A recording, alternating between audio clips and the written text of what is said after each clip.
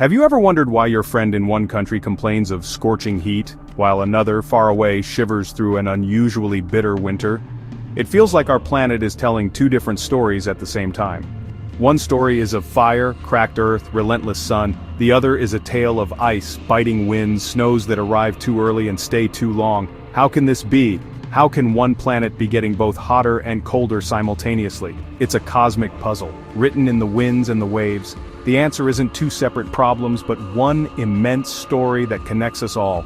This isn't just a weather report, it's a detective story. The clues are everywhere. Melting Arctic ice, rising seas lapping at coastal cities, strange, unseasonable weather that leaves us scratching our heads.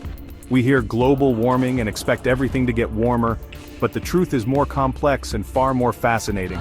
Our planet is a giant, intricate machine, and we've been tinkering with its controls. A small change in one part can lead to big, surprising effects elsewhere. To understand this, we must journey together across continents and oceans. Imagine two neighbors, Anja in Stockholm, Omar in Dubai. Anja's winters have grown strangely severe. Blasts of polar air reach farther south than she remembers. News talks of an unstable polar vortex. Meanwhile, Omar faces summers that are dangerously hot. Temperatures soar, making daily life a struggle. Same Earth, same sun, yet polar opposite experiences. Their stories are two faces of the same global phenomenon. What makes our world livable in the first place? First, appreciate the delicate dance that's worked for millennia. It's a dance of sunlight, air, and water. This celestial ballet gives us seasons and climates. But something has cut in on the dance, a new partner stepping on toes. Let's pull back the curtain and explore the stage of this planetary drama. Think of the Earth as a giant spinning engine. This engine's job is to move energy around. Without it, the parts of our planet directly facing the sun would become unbearably hot, while the parts in shadow would be locked in a deep, permanent freeze. The engine works tirelessly to prevent these extremes, constantly mixing and stirring. The primary fuel for this engine is the sun. Every day our star bathes the planet in an enormous amount of energy. But this energy doesn't arrive evenly. The equator, the planet's waistline, gets the most direct concentrated sunlight. It's like standing directly under a heat lamp. The poles, at the top and bottom of the world, get the same sunlight, but at a glancing angle, spreading the energy out. So, how does the engine move all that heat from the hot equator to the cold poles? It uses two main fluids, the air and the water. The atmosphere, the vast ocean of air above us, is one part of the system. When air at the equator heats up, it expands, becomes lighter, and rises high into the sky. As this warm air rises, cooler, denser air from the north and south rushes in to take its place. This is the very beginning of wind. This simple movement, warm air rising and cool air sinking, is the foundation of all our planet's weather patterns. It's a colossal, global cycle of circulation, a conveyor belt made of air. This atmospheric machine isn't just a simple loop though. The spinning of the Earth adds a twist, literally. It's called the Coriolis effect. This force deflects the moving air, breaking the simple north-south flow into a series of circulating cells and creating the great jet streams. These are high-speed rivers of air, miles above our heads, that snake their way around the globe. They are the master conductors of our planet's weather orchestra. To understand why our climate engine is sputtering, we need to look at the sky again. Our atmosphere does more than just move heat around. It also acts like a blanket. Certain gases in the air are very good at trapping heat. This is the greenhouse effect, and it's a good thing. Without it, Earth would be a frozen wasteland. Daytime heat would escape at night, leaving a cold, lifeless planet like Mars. Life depends on this invisible blanket. The main gases are called greenhouse gases: carbon dioxide, CO2, water vapor, methane, nitrous oxide. They let shortwave sunlight through to warm the surface. But when the surface emits long-wave infrared, these gases absorb and re-radiate that heat. Heat gets sent back down, trapping warmth in the lower atmosphere. For hundreds of thousands of years, CO2 rose and fell in a natural cycle. That cycle matched ice ages and warm periods. We read this in Antarctic ice cores. Scientists drill cores and study tiny air bubbles. Those bubbles are snapshots of ancient air. They show CO2 levels over 800,000 years. For all that time, CO2 never exceeded 300 parts per million.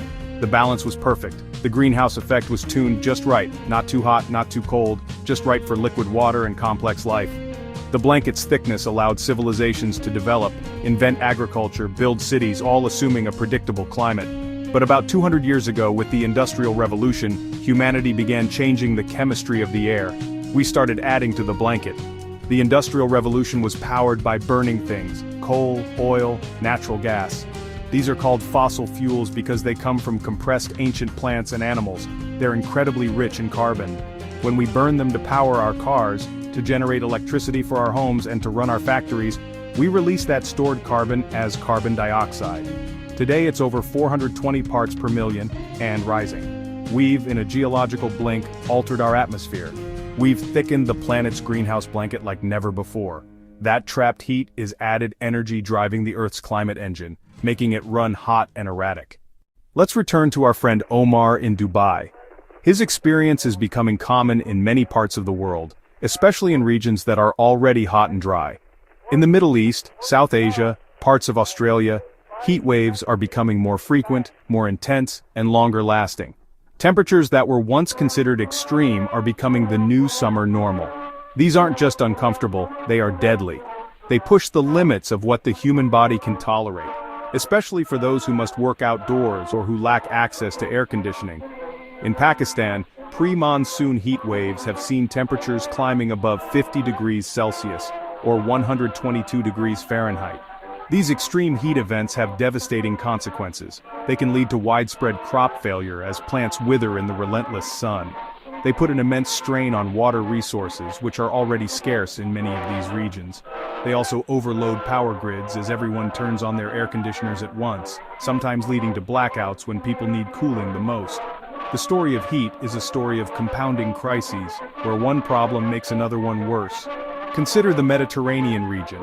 For millennia, it has been known for its pleasant, mild climate, perfect for growing olives and grapes. But this region is a climate change hotspot. It is warming faster than the global average. We have all seen the tragic images from Greece, Italy, and Spain. Entire landscapes blackened, homes destroyed, and communities forced to flee. High-pressure systems are becoming stronger and more persistent, creating heat domes that trap hot air over a region for days or even weeks. Now let's travel north, to Anja's world in Stockholm. Why would a warming planet lead to colder winters in some places? This seems like a paradox, but the answer lies at the top of the world, in the Arctic. The Arctic is warming more than twice as fast as the rest of the planet.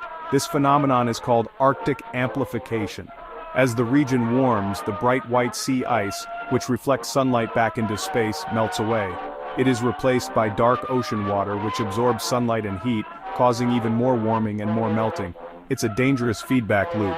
This rapid warming of the Arctic has a profound effect on the jet stream. The jet stream is powered by the temperature difference between the cold Arctic and the warmer mid-latitudes. But as the Arctic warms up, that temperature difference shrinks. This weakens the jet stream. A weaker jet stream doesn't flow in a straight line. It becomes wavy and meandering. It's like a fast-flowing river slowing down and starting to snake across a plain. When the jet stream dips far to the south, it allows frigid polar air, the infamous polar vortex, to spill out of the Arctic and plunge deep into North America, Europe, and Asia.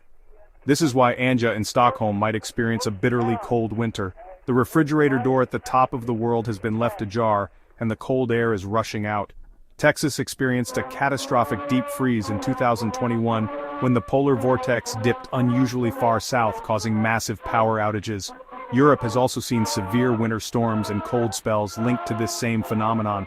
The planet's heating is not uniform, it's chaotic. These events are not a sign that global warming isn't happening. They are a direct consequence of it. They are a symptom of the disruption of our planet's normal circulation patterns. It's breaking the systems that once kept the cold air locked safely away in the Arctic. So we arrive at the heart of the puzzle. Why the fire? Why the ice? Why isn't the change the same everywhere? It's because global warming is a misleadingly simple term. A better term might be global climate disruption.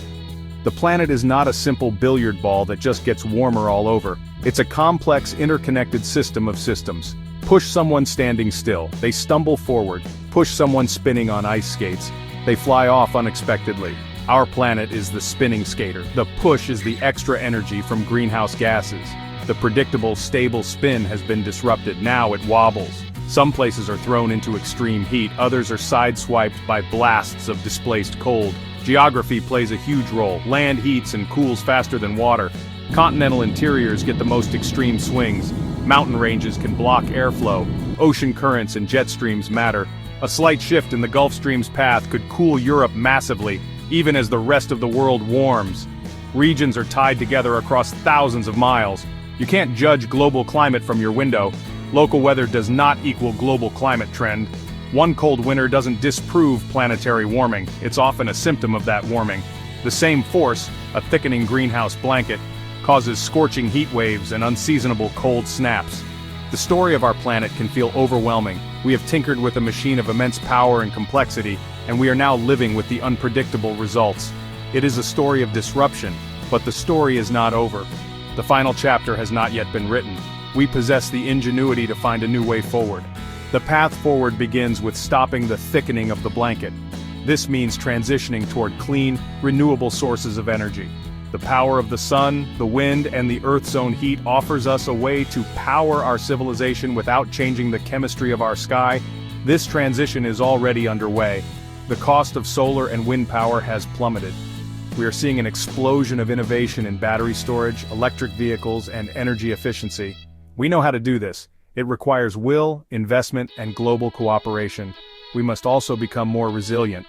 This means building better seawalls, developing drought-resistant crops, creating early warning systems for extreme weather events, managing our forests and water resources more wisely. From our vantage point on this small blue planet, we can see the challenge ahead, but we can also see the path.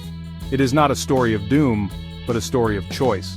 The journey is difficult, but the destination, a balanced, thriving world, is worth every step.